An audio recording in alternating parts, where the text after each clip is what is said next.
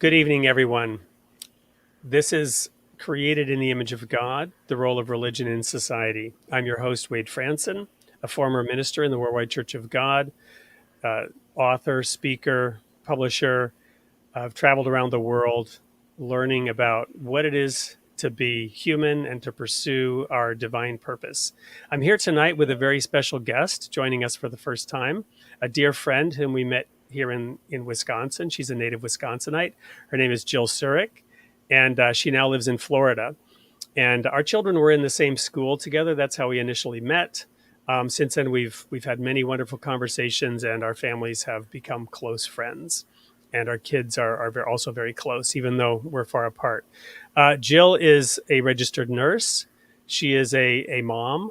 She is somebody who has taken a very active role in her children's education, specifically because of some of the trends in society that go counter to some of the values that she holds and the virtues which she seeks to instill in her children. So, Jill, welcome to the show tonight. Anything Thank that you'd you. like to add to your introduction that I might have missed? No, I'm really excited to be here. You summed it up really well. I took my kids out of school. We homeschooled for quite a long time, and recently we found a Christian school that kids attend, and we're really happy with it. It's a hybrid school, so the kids go part time at home and part time at school, and it seems to fit all the needs that we have. So I'm excited to be here and talk. So, our children were together in the Montessori program, actually, in Middleton, and which I know you and I both are huge fans of the Montessori approach to education. But you chose to take, I think, one or both of your children who were enrolled in the school at that time out of school. What was, without getting into specifics, because we love the school, we Sure. love the people there, we think they did a fabulous job. But what led to your decision to to transition your children to a homeschool environment from a Sure. program that was in so many ways wonderful? Yeah, we really enjoyed the Montessori, and actually, our kids benefited greatly from it. I mean, they're uh, very open children. They can talk to adults freely. I mean, they have a lot of confidence. So it was really a good school in many different ways, like that. But as the kids got older, the main thing that happened, there were a few things that had happened that we didn't align with. Our kids are very what's the word for it? They're very open. I mean, they don't have any judgment of anyone. They know what our nuclear family is. They know what our religion is. But when they see other people, throughout their lives, they would say things like, "Well, why is that like that?" And I'm like, "Well, does it matter?" No, it doesn't matter. We just move through it. But what we found was that there were times at school where other people would tell them that different behavior that they're not accustomed to is normal. And it just didn't align with what our values were, especially when they were little. I think Elena might have been, was she in, I think, fifth grade when it started, and our other daughter was in third grade, and then our son was in, I think he was like second year, like kindergarten, the year Okay, before so that. he was also there as well. Just like our Yes, children started very young there in the Children's House program. Even yes, we had our son there in the toddler program, yes, which we greatly preferred to simply daycare. It was an educational approach from a very young for sure, age. for sure. And they So were terrific, terrific. so I so can't say enough. absolutely. So what was the specific behavior then or challenge that led to Yeah, a relatively dramatic decision for you and your yeah. family? So what basically happened is there was like what do you call, like a group function, and they were talking about the rainbow and about how everybody's different lifestyle was a choice. It was a choice. You could choose to marry a woman if you were a woman. You could choose to marry a man if you were a man, and that was a behavior that they encouraged. But it felt like they encouraged it. And my kids, they just didn't. They'd never heard any of this before, so I was really upset about it. And we knew at that moment that they were only going to go so far in that school. Like this was the end. it just didn't align with what we aligned with. And it's like, back then, because that was a while ago. I mean, this is before, I mean, how many years ago would that have been? I'd have to do the math, like 4 years ago, 5 years ago. So things have Yeah, I changed think it was even perhaps a little bit. Yeah. Anyway, go ahead. Yeah. Yeah, like 4 or Yeah. 5 years ago. So Yeah. this is before now. I mean, things have shifted so much more than even then. And and at the time, the school was really, they were really open to our unhappiness about this. They were, I wouldn't say apologetic, but they were like, oh my gosh, this will never happen again. But because the judgment wasn't there for us, we just knew that they would never enter upper elementary. We just knew that that was just not what we were going to do. So we moved one child into public school, and then a little while later we moved the other child, and then Will actually was still there until the pandemic happened. So that's kind of the story. And it's a battle that, how do you fight that battle? I mean, how do you fight that battle? I don't know. I was upset. I was really upset. Right. I'm a pretty calm person, but I was really upset about it because I was like, my kids, like, why are we talking to my kids about this? This is not something that we should talk to my kids. I mean, yes, my kids shouldn't, judge other people and they shouldn't be mean, but my kids aren't. I mean, they love everybody. I mean, they don't Right. care. Right. So I just didn't understand why, giving them Skittles and inviting them into this area to tell them these things was a place for school. I just didn't think Right. it was.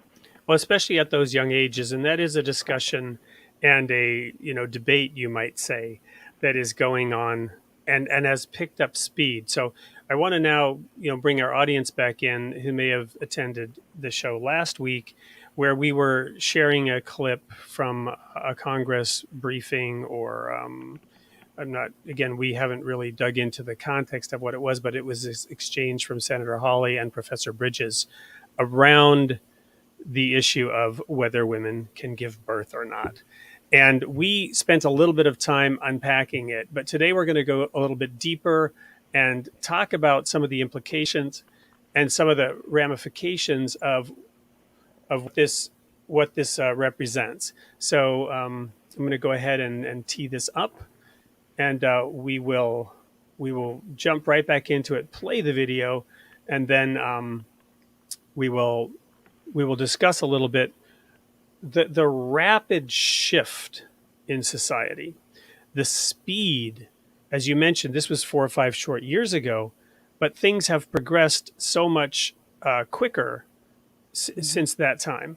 So I'm going to go ahead and share my screen and just roll this clip, and we'll play the whole clip right through, and then Sure. talk about it, just to bring the audience back up to speed from last week.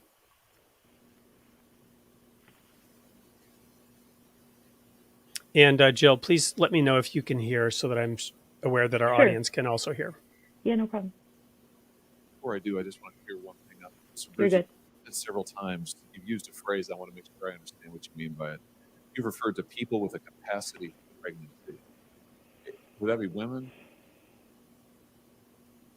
Many women, cis women, have the capacity for pregnancy. Many cis women do not have the capacity for pregnancy.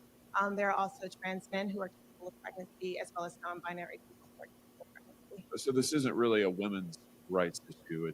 We can recognize that this impacts women while also recognizing that it impacts other groups. Those things are not mutually exclusive, Senator Hawley. Oh, so your view is that the core of this right then is about what?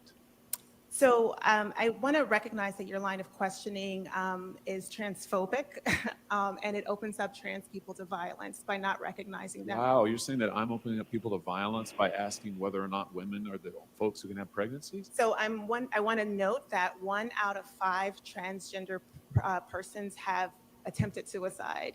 So I think it's important because of my line of questioning? Because, so we can't talk about it? Because denying that trans people exist and pretending not to know that they exist. I'm denying that trans people exist by asking you if you're talking about women having pregnancies? Do you believe that men can get pregnant? No, I don't think women So get you are pregnant. denying that trans people exist? And that leads to violence. Is this how you run your classroom? Are students allowed to question you, or are they Absolutely. also treated like this, where No. they're They're told allowed that to they're question. opening up people to Oh, violence we have a good by time in my questioning? class. You should join. Oh, I bet. You might learn a lot. Wow, I would learn a lot. I've learned a lot I just from this know. exchange. Absolutely. Extraordinary.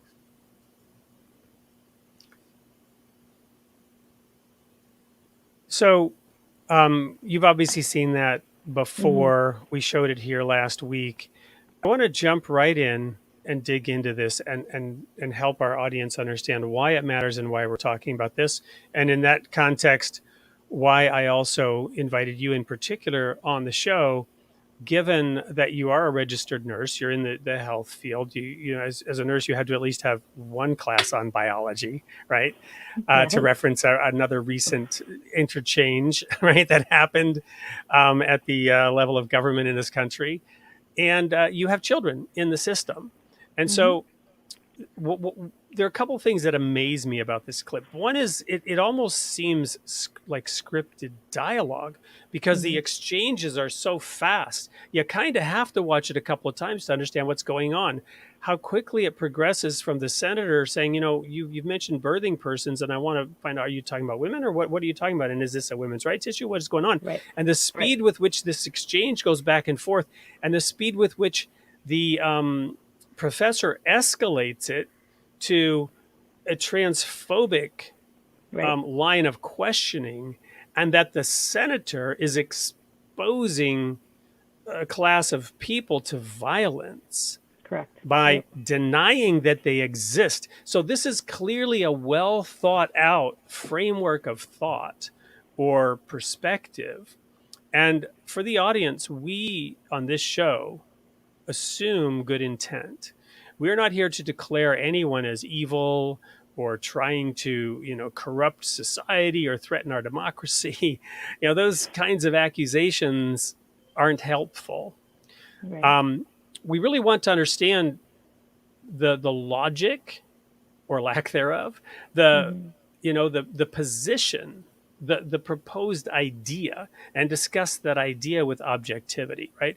So Professor Bridges is, you know, essentially, speaking positively here, presenting the idea that all people are equal no matter how they identify, and that we should show not only respect, but we should not challenge anyone who would claim, for example, to be a man if we, for example, view them to be a woman, or if biologically they should be a woman. So I've done a thought experiment. Well, what was really Professor Bridges suggesting, and what was Senator Hawley denying?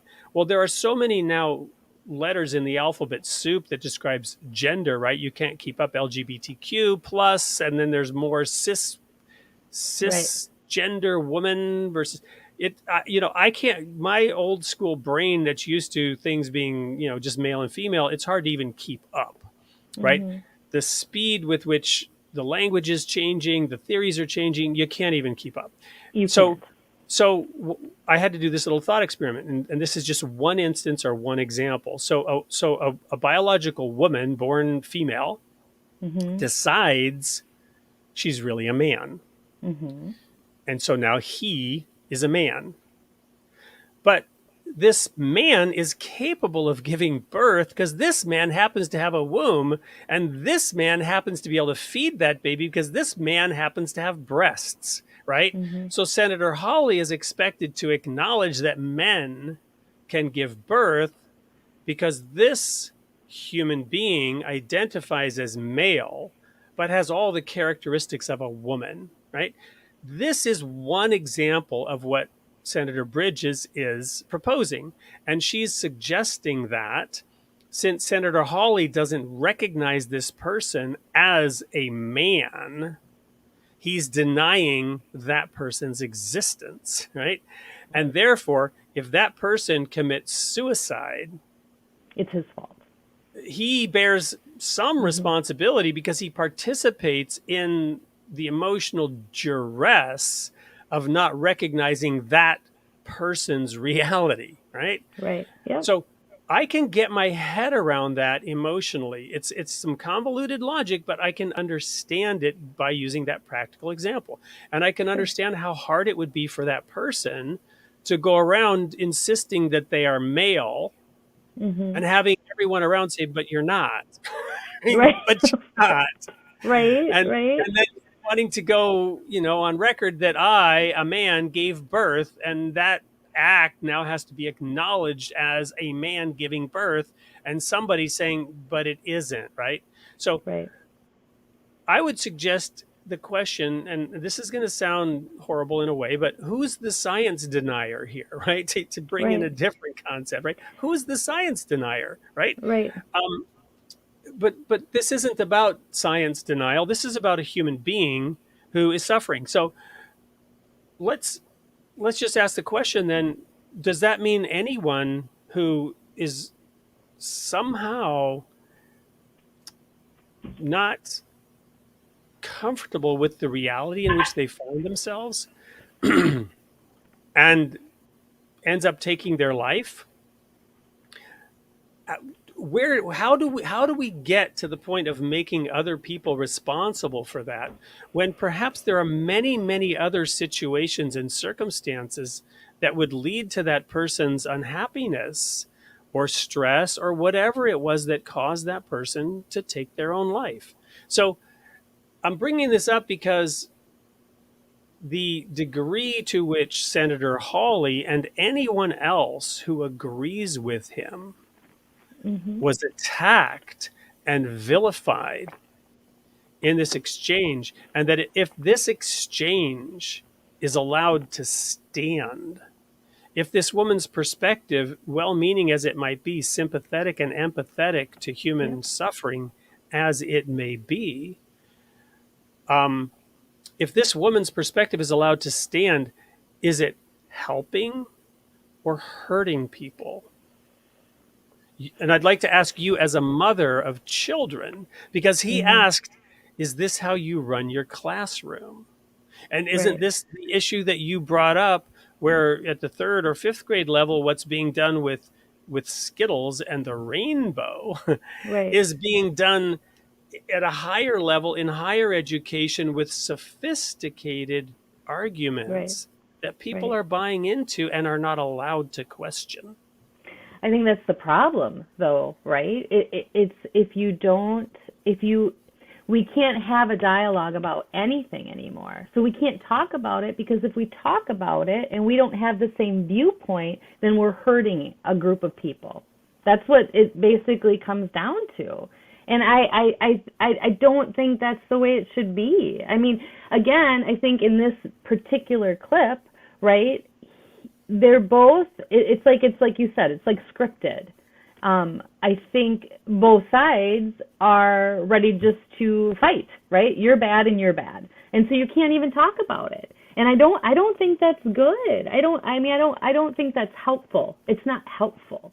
They need to start, we need to all start accepting that we all have our own opinions and we can't change other people's opinions. So how do we get through it? How do we move through it?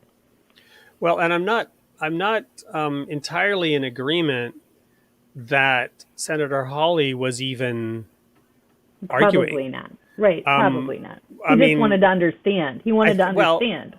I mean, there was a tiny bit of snarkiness in the way he said it, but I think we've moved as a society so quickly Mhm. and so far in this direction, and everyone has been expected to move with that same extreme speed in a Mhm. single generation. I mean, we've always had in this country, I shouldn't say always, but in the last, 100 or so years in America, we've had this sort of teenage rebellion that has become a part of our culture, and the teenagers throwing off the authority and the ways of their parents. I mean, it certainly goes back to the 50s, right? Which is now Mhm. 70 years ago.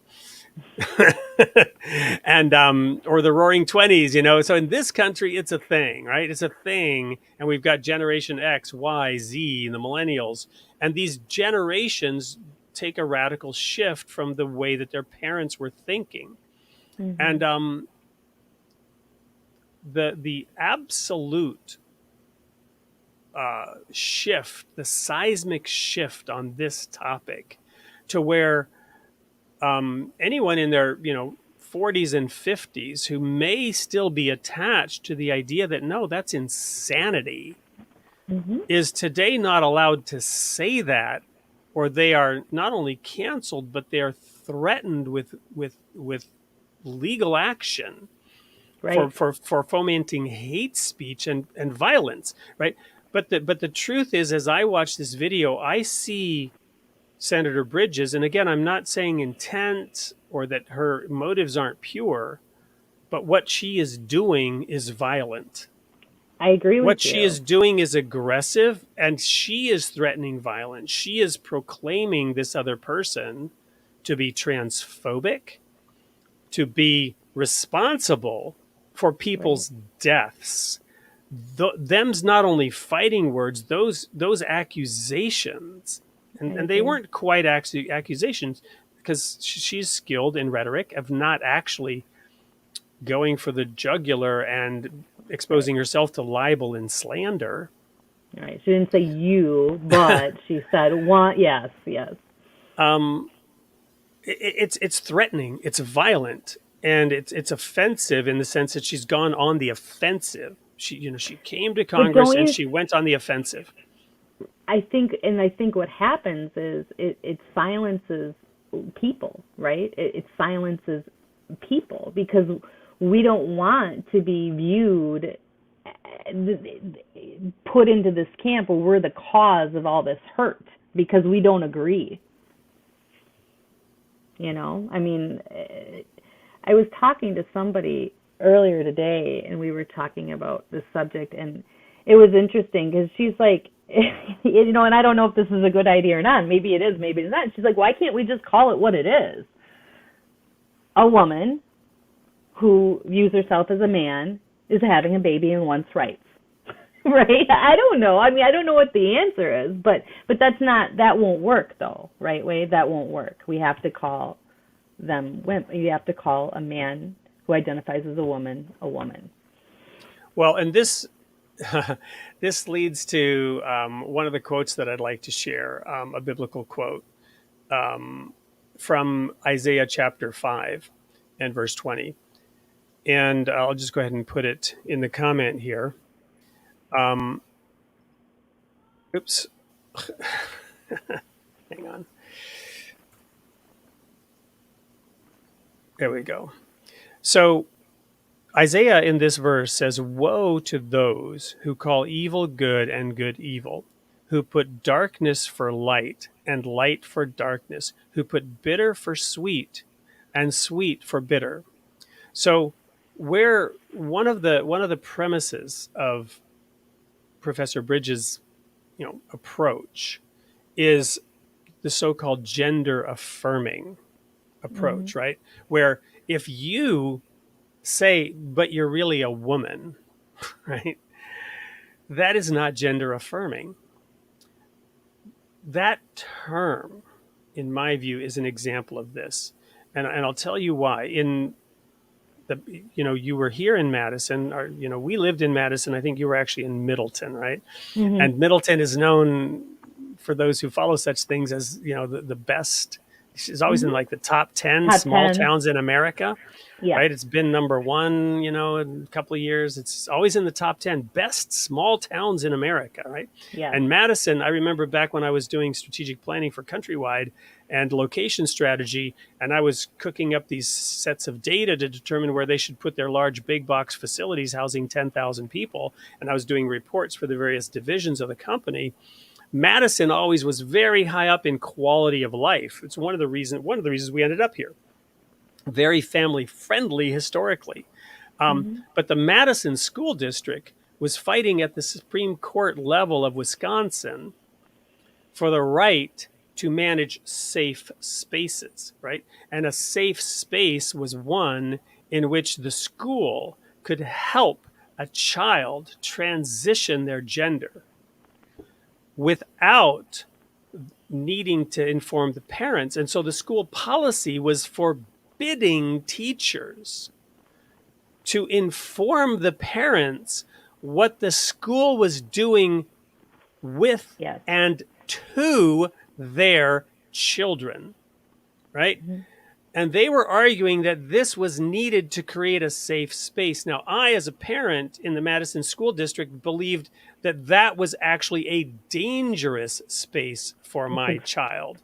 Me For too. my I agree. child to be in classrooms where Skittles are being distributed and they're talking about rainbow and forcing them to put their gender on a piece of paper so that they could publicly identify. Now, you and I have both been through high school. You know what peer pressure is like.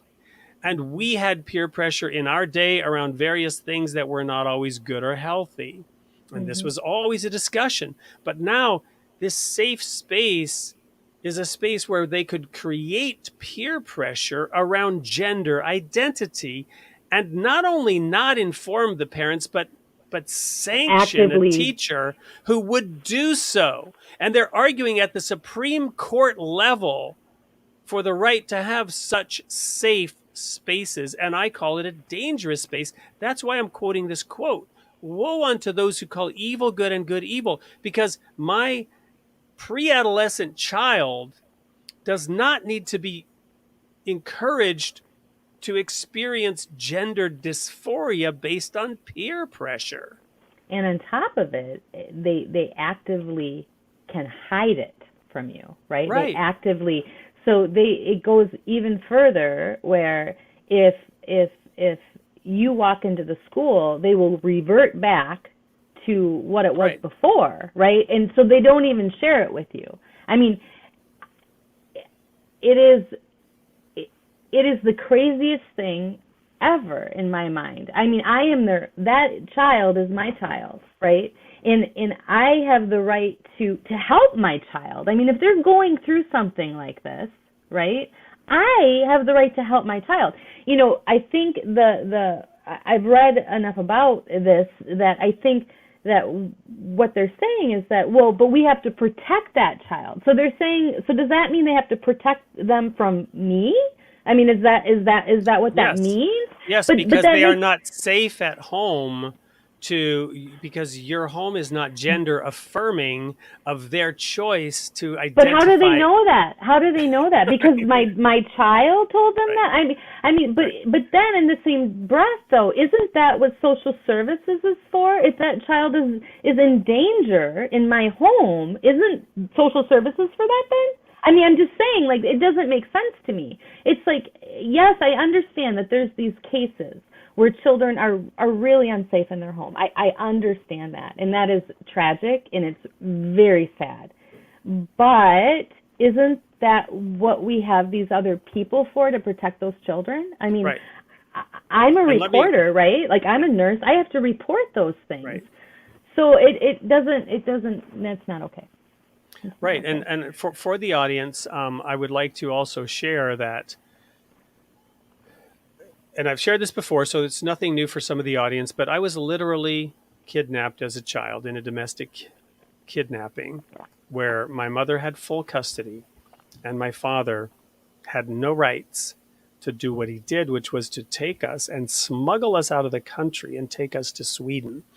And this resulted in a court case that went to the Supreme Court of Sweden, at which time my mother actually won custody and got us back. And so now the reason my father did this, and the reason the Swedish courts awarded him custody, and the reason it led to a 2.5-year battle, is my dad represented to the courts in Sweden that my mother was an alcoholic, which she was. So that was my dad's effort to keep us safe, even though the American courts had decided that my mother should be the one that was given custody, and I was 8 years old. And so I'm well aware of child protective services and how that works and how it's supposed to work. So when we returned to the United States, my mother was so drunk on the way home that she could not get down the stairs of the plane to the tarmac when it landed in my birthplace of Vancouver, Canada.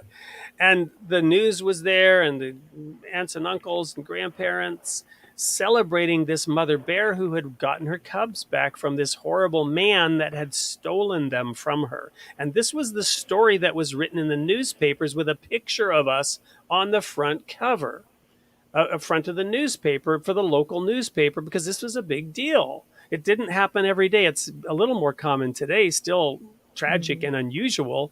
But back then, this was really news. A big deal. And I remember and looking at that picture, and I could see in my eyes this, this little kid who's horrified at having to put on this charade, right, of smiling for the newspaper reporter who wanted to tell the story of the mother bear who had won the Kazakh. But the fact was, we would have been safer having been left with my dad in Sweden, because the reason my mother won is she had a sham marriage with a guy she met in a bar that she, carted over to Sweden to represent to the courts that these kids would have a happy 2-parent family. Right? So I say all this to say that I have empathy and understanding and awareness of what we're talking about here. And to your point, Child Protective Services in the lives of the children.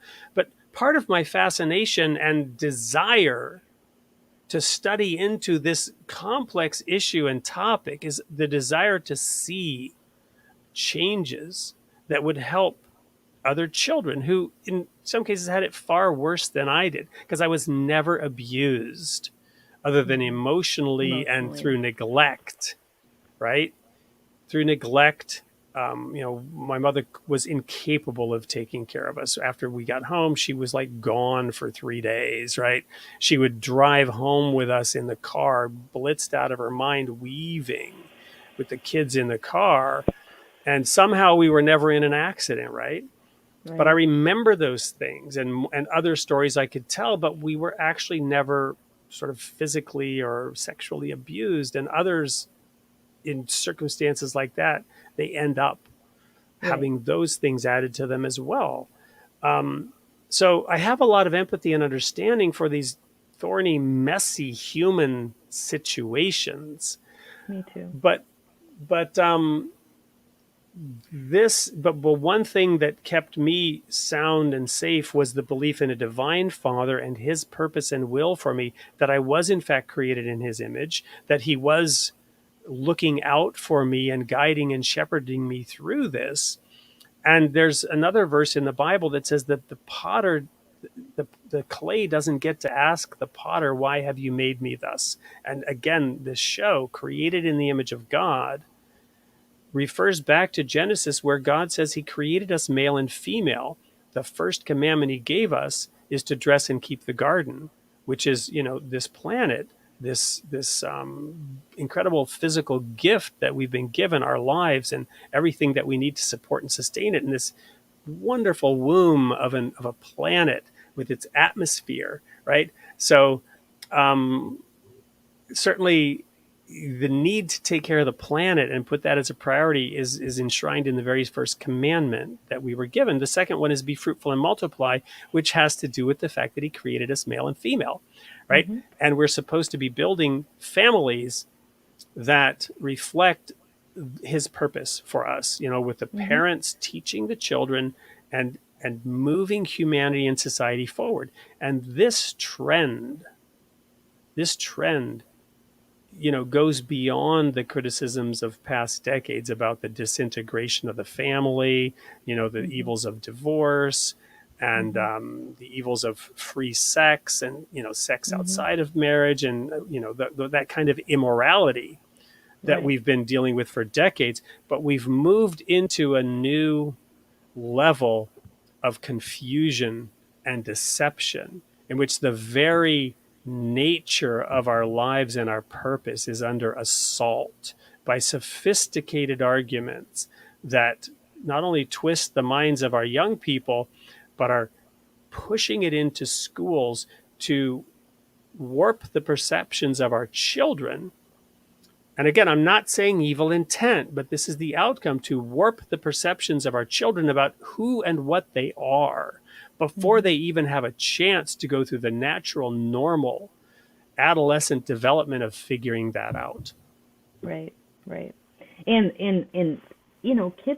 curious, right? I mean, they go. I think we talked about this. I mean, my own daughter. I don't know if I should say this. She might not like it, but one of my younger daughter. I mean, when she started to develop, she was not happy about it, right? She's like, I want to be flat like a pancake. That's what she literally said to me. She didn't like it. She's like, I want to go do all these other fun things, and this is getting in my way.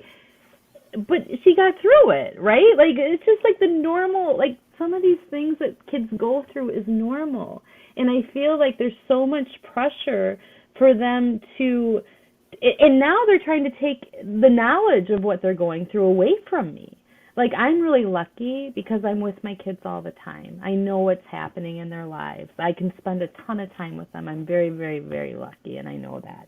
But, some parents don't have that. They have to work 2 jobs. They're really busy, and all of a sudden a month goes by and they don't even know what's happening because the schools don't want to tell them. And I just, that's so wrong. It's detrimental to their health. And I mean, I could quote studies. I mean, I've read about this, and it's like, what do they say? 80% of kids that go through this change their mind. I mean, it's a high statistic. I don't know what it is exactly, but it's a really high statistic. What kind of damage are we doing to them? And if the parents aren't aware, I mean, it's right. There's a recent article of over 300% increase in mastectomies among children. Right. That is child abuse. This is from 2016 to 2019, and who knows what it's been since then. And going along with this, there was a recent Barna poll that said that 52% of U.S. adults believe the national government is responsible for creating meaningful change, whereas only 26. Say that again. 52% of adults in America. This was a Barna poll. Barna is a religious poll group that, conservative, not conservative, but just Christian polling, right? Okay. A public opinion poll. 52% of Americans believe the government is responsible for creating meaningful change versus 26% that feel that way about religious organizations. And that Americans are now more trusting in the government than in their religion, which, given everything that we've experienced, especially in the last 10 years on both sides of the political spectrum, I found that really surprising. Me too. So this nation in particular, founded on certain principles, with the one nation under God in our I'm thinking Declaration of Independence, but that's not it. And that's not the national anthem. It's the Pledge of Allegiance, right? This was entered into the Pledge of Allegiance, and it's been a well accepted premise that yes, we have freedom from religion, in that religion does not play into government, and we don't prescribe certain religious views, but the large majority of the nation identified as religious, right? And that's changing and shifting. And it's changing the nature of our society, and the pace of change is picking up. So we're addressing these topics on this show because, again, the title, The Role of Religion in Society, and our goal is to help provide intellectual coherence around these topics. Religion has been pushed to the fringe and to the sidelines and has found itself struggling to present the understanding that we have from the holy writings in a way that is acceptable and translates into the language of our day and into the political climate of our day. Various efforts have been made to push religion not only to have freedom of religion, but there's a freedom from religion organization in this nation that exemplifies the need to push religion completely out, to banish it and not have it have any role to play. So how do you to dig into a little bit more your personal situation in that regard? You're non-denominational, is that correct? You're you identify as Christian, but you're not saying, Catholic or Protestant or this or that. It's not a matter of somebody identifying to that degree I with a have, yes, specific organization. I believe in God and I believe in Jesus. I follow the Bible to the best of my ability. I have not thus far found my home. I've looked, and hopefully, I will at some point. But I do, the kids that they attend a Christian school, and it's great. We review Bible verses, and we talk about a lot of things that are like this. And but as far as like an organized religion, I just haven't found one that I've connected to yet. So, maybe someday. Well, I'd like to share one more quote from this article. I'll go ahead and put it Yeah. in the flow of conversation going on in our Facebook group and our YouTube channel. Despite the survey having bad news for religious institutions, Americans say they still would trust a Christian pastor for guidance when dealing with difficult conversations about sensitive topics, with 70% answering affirmatively. So it's always in the way that these questions are answered. In some of these polls, it's a Right. very sophisticated thing. So still, Americans do have a proclivity for going to their religious leaders for dealing with sensitive topics. And again, and that is the context in which we're seeking to do this, to provide some language, some means, some methods to address these questions. So let me go a step further into the logic behind Ms. Bridges' presentation to Congress. Mhm. You and I talked about this, and so one of the lenses that I try to view, try to discern, right and wrong in a given situation. Obviously, I go to the Word of God, and as a former pastor, I did spend decades studying the Bible. I don't want to overstate it, but I kind of know it inside out, if you will. I've studied into, some of the Greek and Hebrew that underlines those texts, the Aramaic. I've studied, thorny passages and words. And more importantly, I've really tried to put it into practice my whole life, not just study Mhm. it. And, I've tested those verses and those promises and those commandments like a mad scientist injecting himself with his own serum, right? I've actually put God to the test and said, God, you've said in your word, prove me now herewith. And I've actually done the thing he asked us to do and tested what the outcome would be, right? And whether he Mhm. stands by his word. And I've found that he does, right? So um, in that light, um, one of the verses that has helped me further discern is this idea of hypocrisy. And as religious people, we have to be careful because hypocrisy is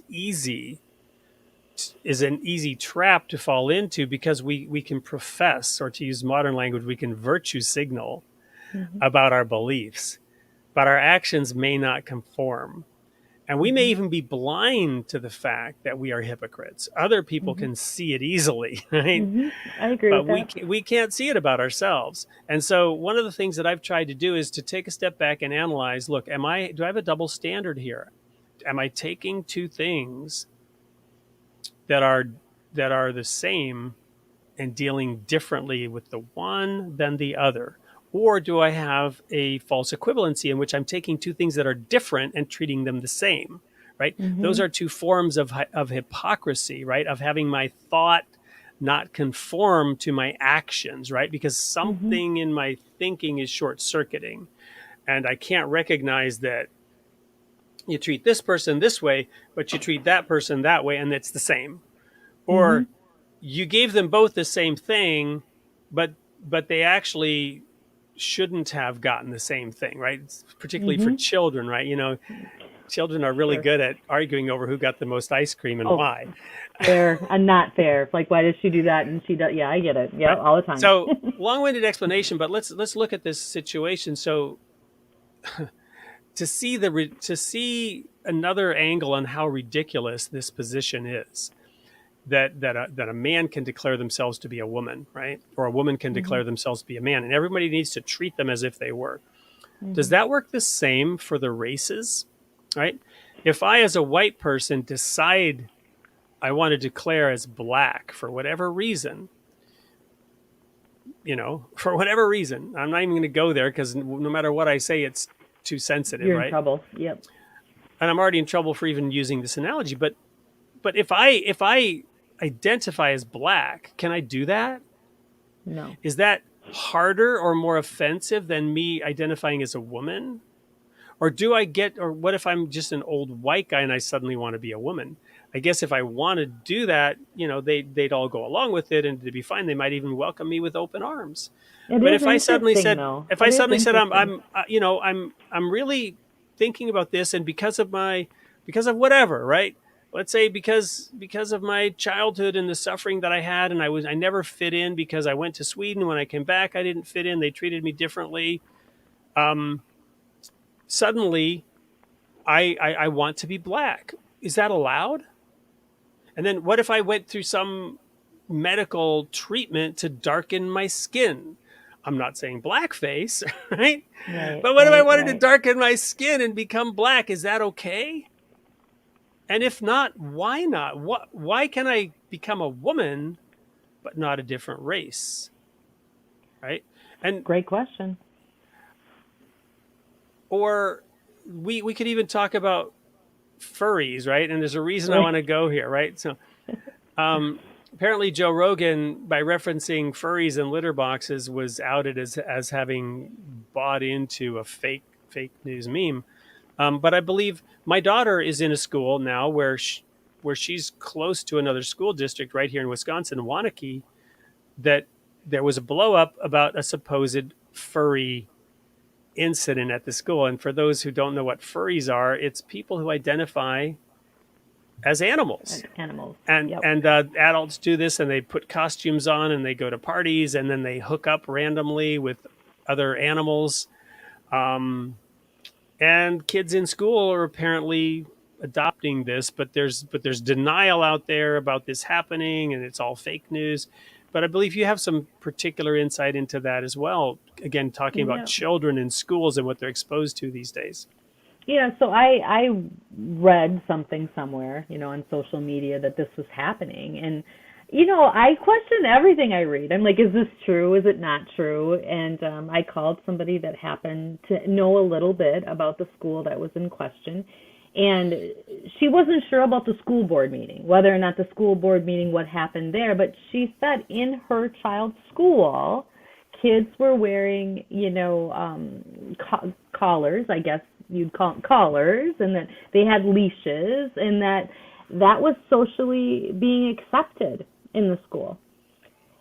I don't know what to say. I mean, but that came from another mother, and I think it's detrimental. And by collar and leash, they're signifying I'm really a cat, for example. Correct. And I'm identifying as a cat. And the whole drama uproar was around whether or not schools were introducing litter boxes. And my Right. daughter insists that yes, that's happening where they had litter boxes. And I've told her I can't imagine a school actually putting in litter boxes because somebody would Where have do to you actually draw- clean that. Somebody would have to clean that, right? Right. But but Aw.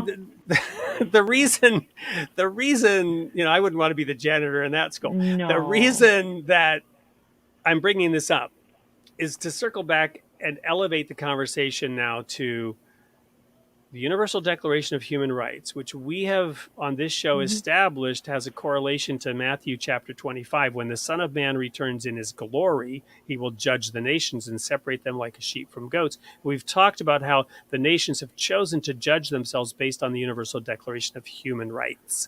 And then we've shifted and said, well, we should be talking about responsibility. So to bring this back home and at a higher level, why are we talking about this today? Because I submit that we have a responsibility before God, before our Creator, to show ourselves worthy of that status of human beings. And everything, his whole creation was put under our feet.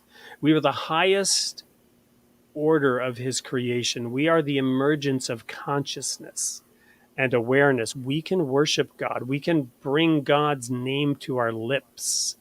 Mm-hmm. We can make mention of God, of the divine. We can aspire to become like God in that sense, right? Mm-hmm. To develop divine attributes and virtues, the fruits of the Spirit, it's called in the Bible.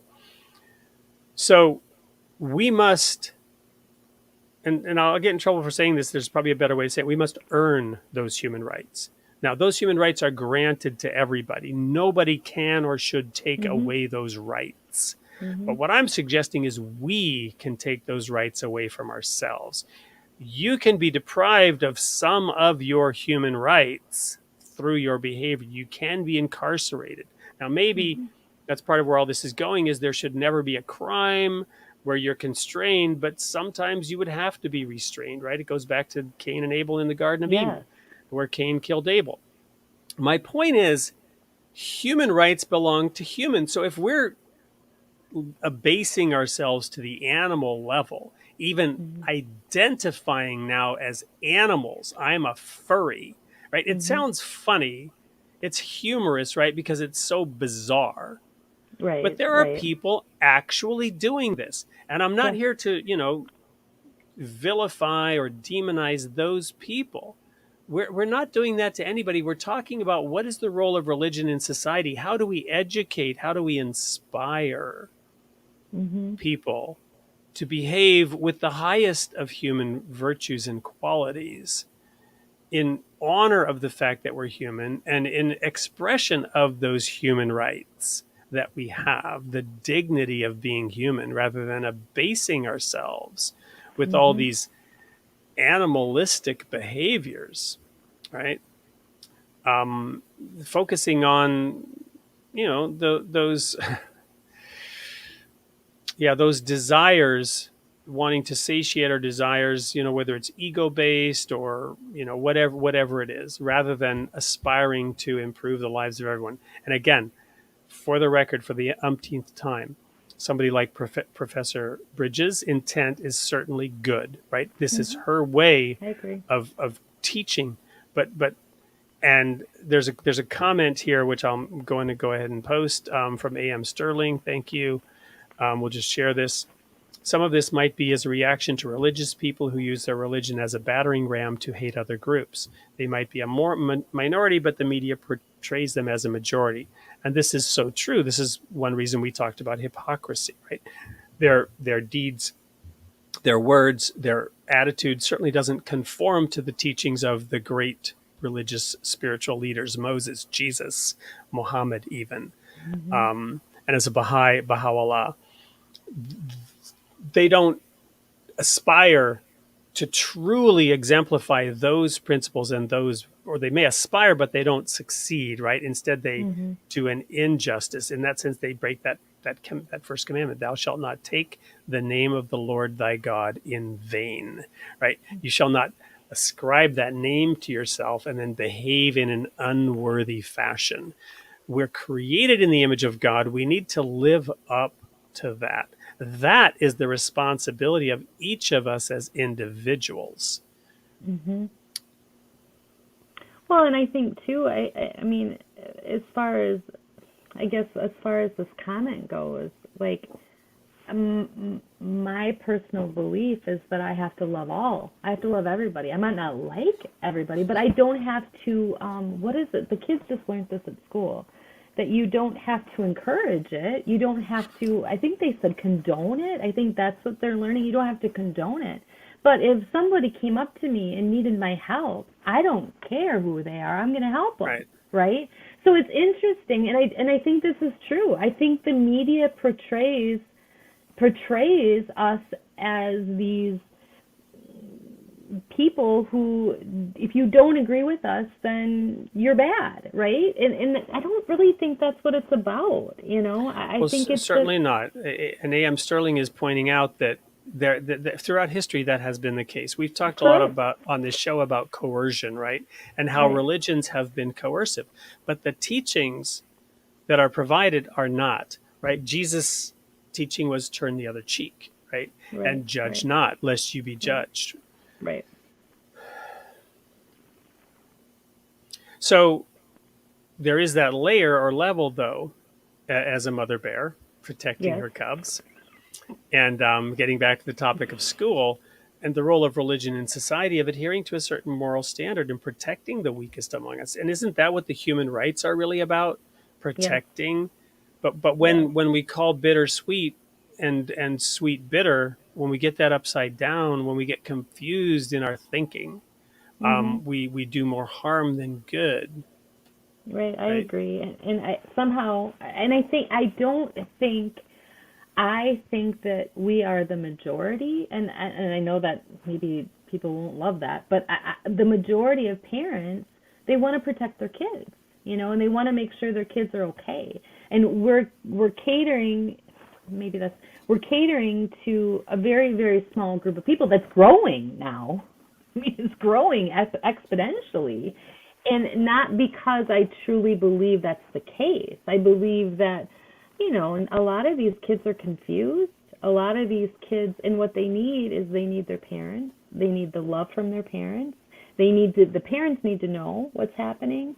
And, I'm really protective. I can't tell you how much I disagree with what's happening in the schools. It's so sad to me. I don't know what the future is going to hold, but I think together, we need to start talking about these things openly, and not be worried about being shamed because we don't follow what other people want us to follow.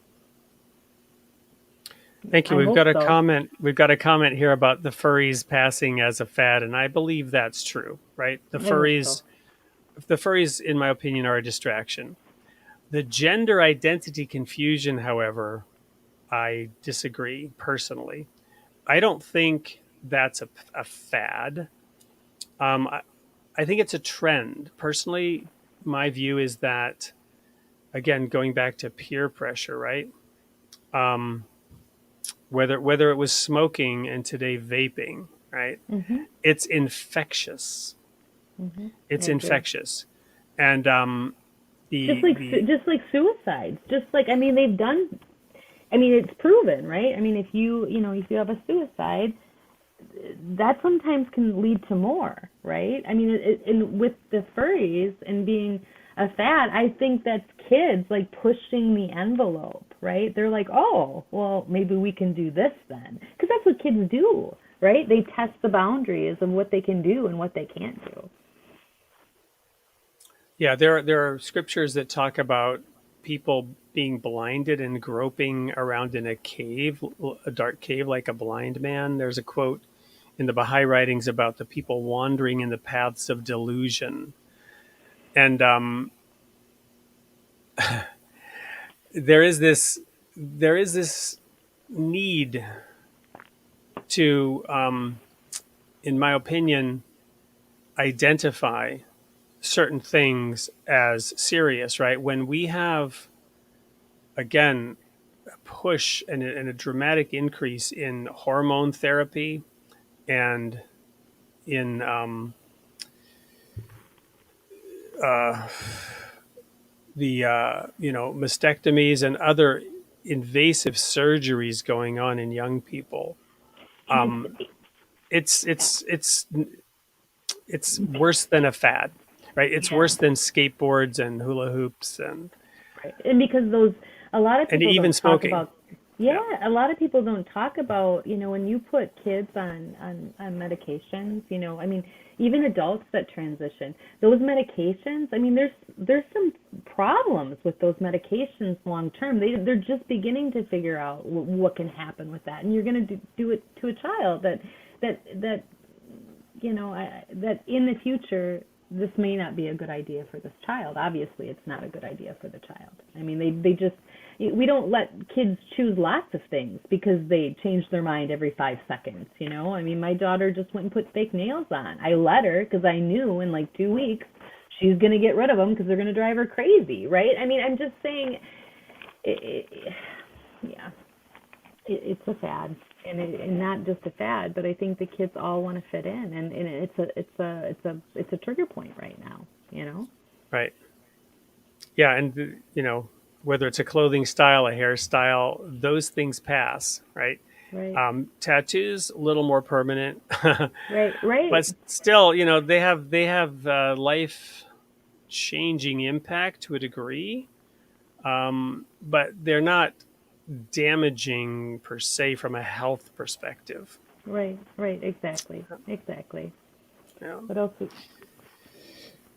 Well, we're at the top of the hour, Jill. I want to thank you so much for joining, and I hope that the audience found encouragement and value in having a mother talk about facing this challenge. Um, Perhaps we could conclude with your thoughts now on having had your children in homeschooling. How has that worked out from you? How are you doing as a family? In and you've actually got them, as you mentioned, back in a kind of a hybrid situation now. So, what's your scientific assessment and evaluation of how that decision went for you and yours? Sure. So I always really wanted to homeschool my kids, but I was always too scared to do it. And so, the first 6 months was a little touch and go. I mean, I felt as a mom that I was failing my kids. Like, was I teaching them enough? Was I doing enough? But overall, homeschooling my kids, I love it. I didn't want them to go back to school. I mean, my kids are very independent. They're very outgoing. They're very social, and it was we butted heads. I mean, actually, last year, all year, it was a constant. When we first moved to Florida, we weren't planning on being here full time. It was just going to be, part time back and forth. And so we didn't look at schools. We didn't do any of those things because I wanted to homeschool the kids. And so once we moved here permanently, then the kids wanted to go to school. So we started looking, and so we ended up compromising. And now they're in this hybrid program, which is kind of amazing. I love it because they go to school 2 days a week, and it's Christian based, so it aligns with what I believe. And then they're home 3 days a week. They still have there's not a lot of social things like this in the school. There really isn't. The school is very particular on who they admit. They can. It's a religious freedom to not, so we don't have people that are transitioning there. I haven't seen that.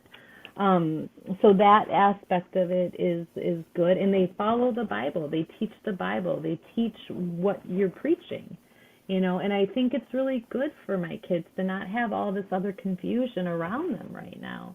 And for me, kids have to deal with so many things, from drug exposure to party. I mean, and I feel like it gets so complicated, when you add all these other things. So I'm really, really happy with it. It's very hard. Academically, it's very hard. But the homeschooling went really well. I mean, we tested them. They had to be tested in order to get admitted, and they all did really well. I was like, oh, I survived. I did a good job, because I was nervous. I was really nervous, was I teaching them adequately?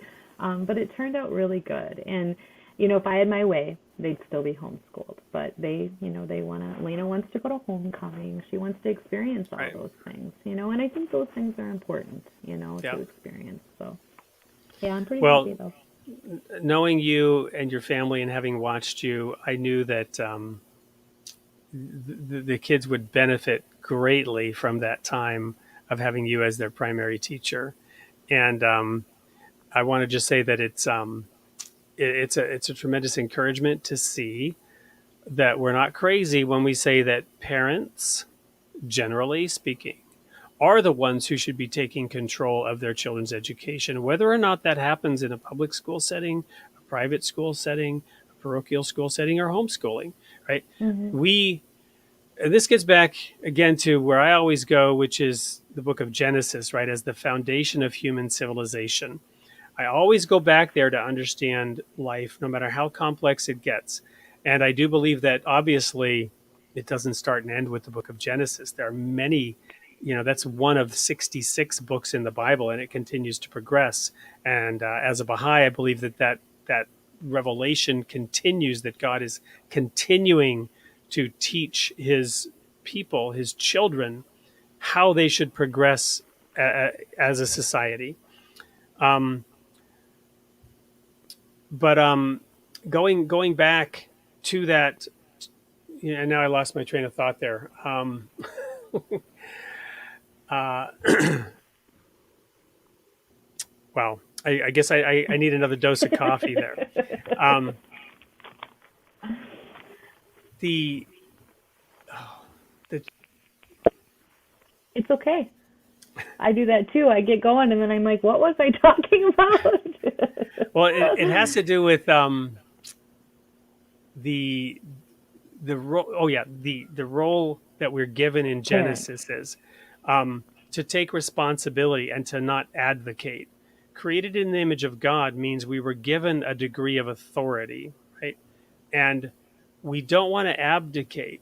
In the modern complex society, we get to delegate authority and responsibility in a number of ways. As managers in corporations, they become successful when authority gets delegated down and Hmm. responsibility gets delegated down to the different layers within the company, because the boss can't do everything themselves.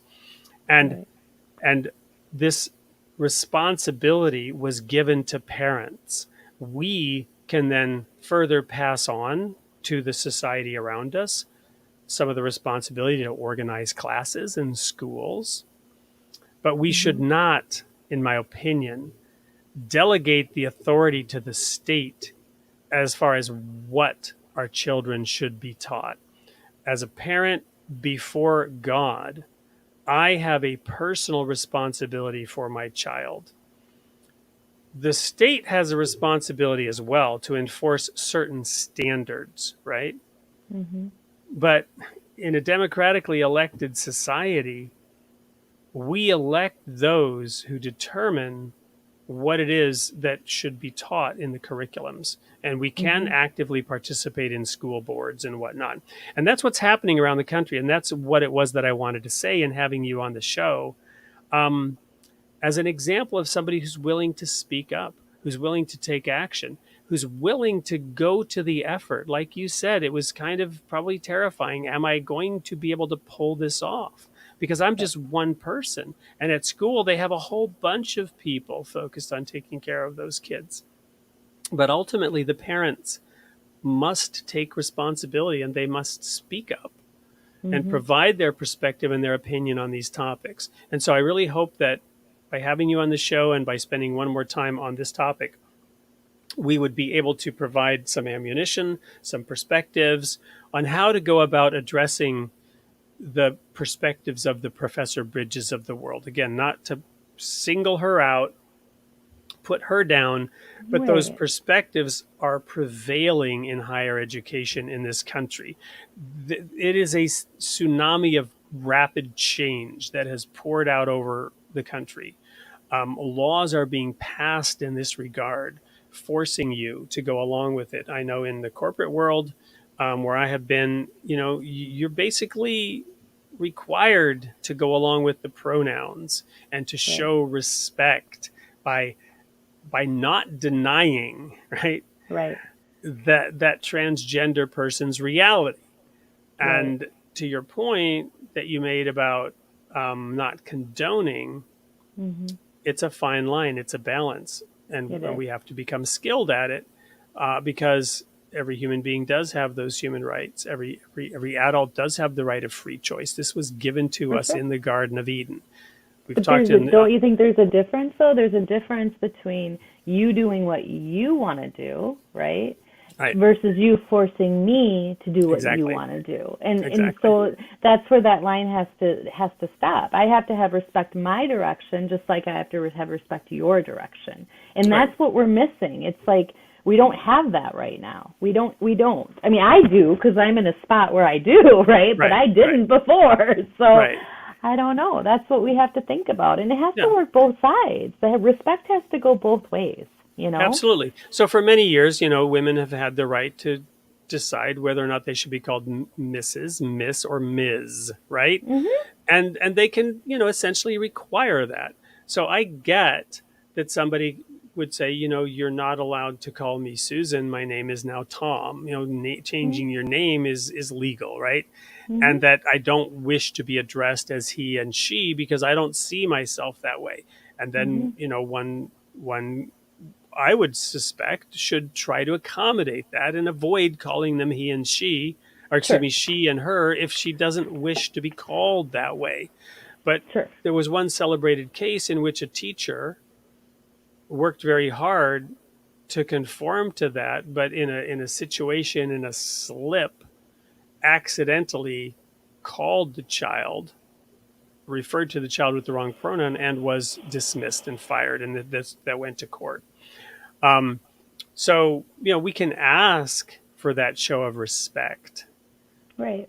but again, it becomes, in my view, aggressive and Right. even violent when we want to prosecute somebody as Right. a Well, there's no hateful grace person. there. There's no A grace hateful there. person. Right. There's no Right. grace there. You have to have grace, and then that's the thing. It's like I will have grace and I will have respect, but in that case, I mean, come on. It's not like they were practicing hate speech and telling the whole school, "Don't do this." They just slipped because people make mistakes, right? And I'm sure she didn't mean anything bad about that, but to lose your job over that doesn't seem right to Right. me.